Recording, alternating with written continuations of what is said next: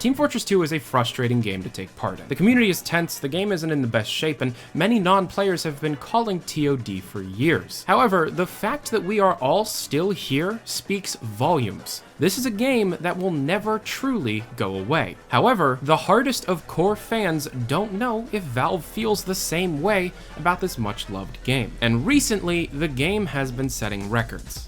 Negative ones. First, the largest gap between major updates passed, followed by the largest gap in any update for bug fixes or otherwise. The wait did cease in the afternoon of August 2nd, when the TF team pushed out an update that did two main things. One, add medals for the many amazing community events occurring, and two, update Manpower for the first time in months, and for the first time to this degree since February of 2016. Players can no longer taunt while grappling an enemy, and can't grapple while frozen before a round starts or is stunned. Engineers' wrench hits required to upgrade a building was halved in the game mode. Lastly, Pyro's movement speed when hooked onto a player was lowered, and there was the somewhat vague note of reduced rate of rage gang when carrying a power-up. Obviously a nerf to the Flog. However, not specifically naming the weapon may mean a new rage-related weapon in the works. All well and good, even if it was confusing and disappointing to most fans. If it wasn't for the pesky shippable software problem peeking its head again. Because due to the large bulk of the changes focusing on Manpower, the fact that an incredibly easy to perform game-breaking bug being introduced doesn't speak well to the TF team. Every time a player were to queue for Manpower, the server would crash very quickly. Only Manpower, and every time. The issue was fixed the same day. However, the fact that the bug existed at all left a sour taste in most mouths. And most conversation on TF-related forums, being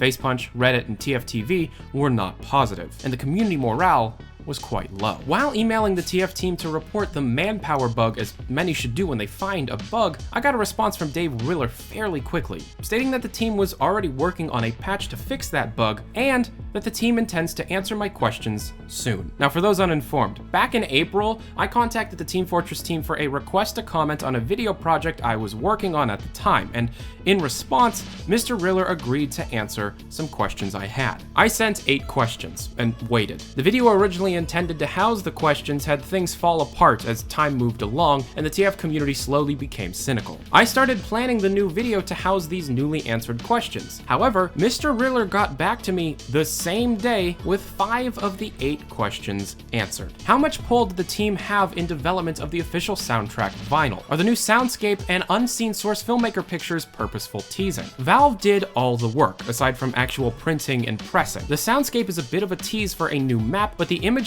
are just fun shots of the team in different situations from a regular game. Kind of behind the scenes stuff from the administrator or Miss Pauline's files. The soundscape being talked about here is an Easter egg on the vinyl record. Before the end of each side of the record, sound effects would play from various maps. Imagine creating an empty server running 2Fort, and stand outside of Red Spawn by yourself. The ambient noises you hear is the soundscape. 4 of these soundscapes were pressed onto the different sides of the vinyl, being 2Fort, Thunder Mountain, Hell Tower, and one that no one had ever heard before. This answer confirms that the soundscape is that of the new map, and due to the type of sound and what we know the team is working on, it's the jungle map teased way back in October, then again in February. Also, remember the winners of this year's Saxy Awards were shown the map in action, and it's a jungle-themed payload map, according to them. Almost 3 years have passed since the introduction of the Manco Beta Maps program. What is the status of Asteroid and Cactus Canyon? The maps are on hold while we work on higher priority things. Asteroid and Cactus Canyon were 2 early in development maps pushed into the game back in July of 2014, and received updates to Art Pass and Balance until December of the same year, when the updates completely stopped. According to the answer, the maps are not cancelled. However, they are, quote,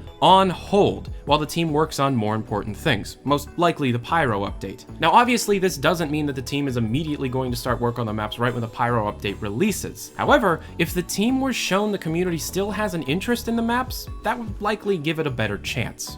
you know, if you actually care about them, go show your interest. Also, the fact that these are on hold means that the team sees a future for TF2 past this gigantic update. It's not a big hurrah yet. The next question was straight up late June, early July, ? And I asked this back in May, and obviously this does not pertain anymore. The root of the question, however, was just asking about a general launch window for the update, and we got a response. We're actively trying to finish and ship the update, but I can't be more specific than that. Okay, the team is finishing up the update. Not still working, not mid-development, finishing up. It's closer than we think, however, the specifics are unspoken. How does the team divide labor to achieve such high goals? With a smaller team, how do you get the work done? We plan, decide, and design as a group, and the people sign up for the things they feel are a good fit, based on priority, skill set, etc. We tend to prioritize the harder or riskier things so we have time to iterate towards the right solution. Not much to speak to here, as the info is interesting on its own. However, this sign-up process is likely how the TF team size inflates to 15 when we get close to an update's release. Next is a question I left out of any publicly available questions list due to not knowing if I could report on it. However,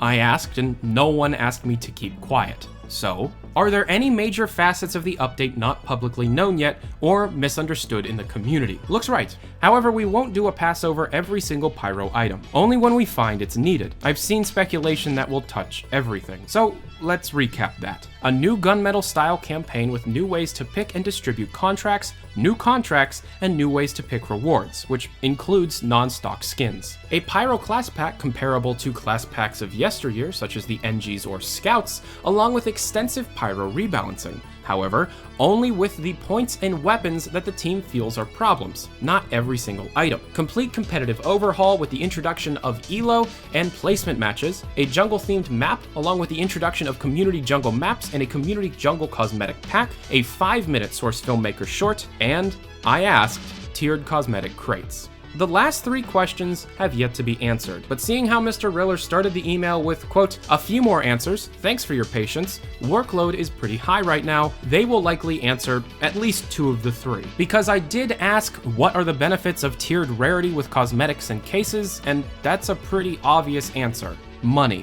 I really doubt they're officially just gonna say that though. The other 2 questions were, Mr. Lombardi stressed Valve's push to Source 2, stating that Source 2 is the future for every project. Does this apply to Team Fortress 2? And how far into the future does the team look? How much of a future, in terms of years, do you see for Team Fortress 2 at this point? And when those are answered, I will make sure to tell everybody I can. And thankfully, this video is sponsored by skins.cash. Thank you very much for your great patience, skins.cash. For those who are unaware, if you have unwanted CSGO, Dota 2, and most importantly for this video, Team Fortress 2 items that you want to get rid of, but you don't want to deal with trades and you don't want to deal with a whole bunch of the weird garbage that goes along with trying to actually monetize the items, just use this website. They immediately buy the items and you can then cash those items out directly to your PayPal, and that's it.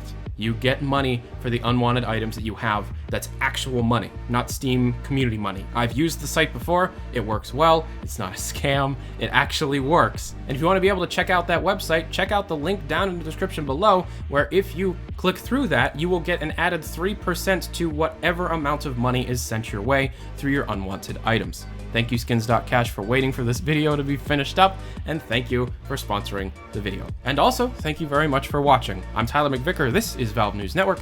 If you want to keep up with all of the Valve News Network related stuff, check out my Twitter, link down below, and have a good day. Adios.